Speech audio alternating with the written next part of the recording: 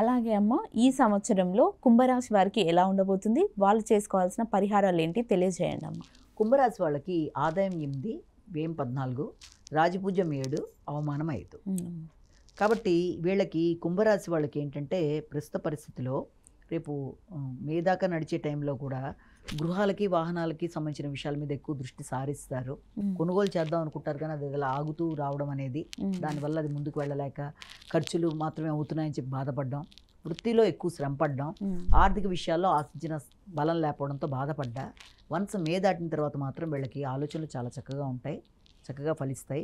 ఆర్థిక సంబంధమైన విషయాల్లో కూడా వీళ్ళు కొన్ని నిర్ణయాలు తీసుకుంటూ ముందుకు వెళ్ళడానికి చేసే ప్రయత్నాలు అనుకూలంగా ఉంటాయి. ముఖ్యంగా రావాల్సిన లాభాలు లేట్ అయినా వస్తాయి.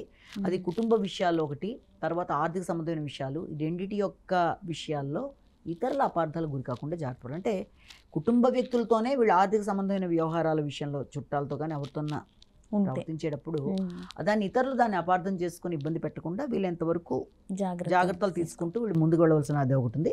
వీళ్ళకి ఏలినాటి శని ప్రభావం ఇంకా ఉంది కాబట్టి ఈ యొక్క కుంభరాశి వాళ్ళకి ముఖ్యంగా ఆర్థిక, తర్వాత మాటలు, ఆర్థిక విషయాలు, కుటుంబ విషయాలు, వీటన్నిటిలో కూడా ప్రతి పనులు వాయిదాలు పడడం కానీ, సమస్యాత్మకంగా ఉండడం కానీ, ఇలాంటి వాటికి ఆస్కారం ఉన్నట్టుగా ఉన్నప్పటికీ కూడా ఎలాగైనా సరే అటు గృహ నిర్మాణం విషయంలో కానీ, లేకపోతే గృహాలని మారుదాం అనుకున్న విషయాల్లో కానీ, విద్యా సంబంధమైన విషయాలు కానీ అవి వాళ్ళకి అనుకూలంగానే ఉన్నాయి. అలాగే దాంతోపాటుగా ముఖ్యంగా వీళ్ళకి ఆకస్మికమైన ఖర్చులైనా వాటికి ఒక లెక్క అనేది ఏర్పడుతుంది. అంటే ఇప్పటిదాకా అనవసర ఖర్చులే తప్ప దీన్ని లెక్కాపరంగా వాళ్ళు చేసుకుంటూ ముందుకెడతారు. రావాల్సిన లాభాలు మాత్రం కొంత సమయానికి ధనం అందకపోవడం వల్ల కొంత ఇబ్బంది అనేది ఏర్పడ్డా దాన్ని అధిగమించగలుగుతారు వీళ్ళు స్వయం శక్తితో. ముఖ్యంగా ఈ రాహుకేతువుల వల్ల మాత్రం మాట్లాడేటప్పుడు చాలా జాగ్రత్తగా ఉండాలి. ఫస్ట్ హాఫ్లో మే దాటిన దగ్గర నుంచి మాత్రం మీకు ఏంటంటే మీ మీద మీకు నాయకత్వ లక్షణాలు, చేద్దాం అనుకుంటున్న కార్యక్రమాల్లో ఖచ్చితంగా కొన్ని నిర్ణయాలు తీసుకుని ఎలాగన్నా చేయాలనుకోవడం, సరిగ్గా ప్లాన్ చేసుకుంటూ ముందుకు వెళ్ళడానికి మీరు చేసే కార్యక్రమాలు ఇవన్నీ కూడా చాలా వరకు అనుకూలంగా ఉంటూ ముందుకెడతాయి. ముఖ్యంగా రేపు అక్టోబర్ టు డిసెంబర్ మధ్య టైంలో ఎక్కువ వీళ్ళ ఫోకస్ వృత్తికి సంబంధించిన విషయాల్లో ఎక్కువ ఫోకస్ చేస్తూ ముందుకెడతారు. ఆ సమయంలో వాళ్ళు ఉన్న వృత్తిలో కానీ నూతన వృత్తులకు కానీ అవకాశాలు అనేవి కొంత అధిక శాతంలో మనం ఎక్స్పెక్ట్ చేయొచ్చు. ఏది ఏమైనప్పటికీ ఇతరులతో అంటే వాగ్వాదాలకి లోను కాకుండా, అపార్థాలకు గురి కాకుండా జాగ్రత్త తీసుకోవాలి.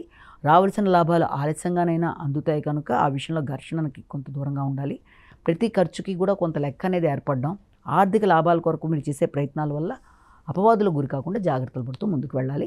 ముఖ్యంగా ఈ కుంభరాశి వాళ్ళు చేయవలసిన కార్యక్రమాల్లో ఇంకా ఏలినాటి శని యొక్క ప్రభావం ఉంది కాబట్టి శనికి సంబంధించిన దోష పరిహారాలు చేసుకుంటూ, హనుమాన్ చాలీసా ఒకటి చేసుకుంటూ, అలాగే దీంతో పాటుగా పనులు వాయిదా పడుతూ ఇబ్బందులు పడుతూ ఇలాంటివన్నీ కాబట్టి కోణస్థ పింగళ అని శనికి సంబంధించిన శ్లోకాలను కూడా పరిహారంలో చేసుకుంటూ ముందుకు వెళ్ళినట్లయితే చాలా వరకు అంటే లాస్ట్లో వచ్చేస్తుంది కాబట్టి దీన్ని అధిగమించడం అనేది వాళ్ళకి పెద్ద కష్టమేమీ కాదు.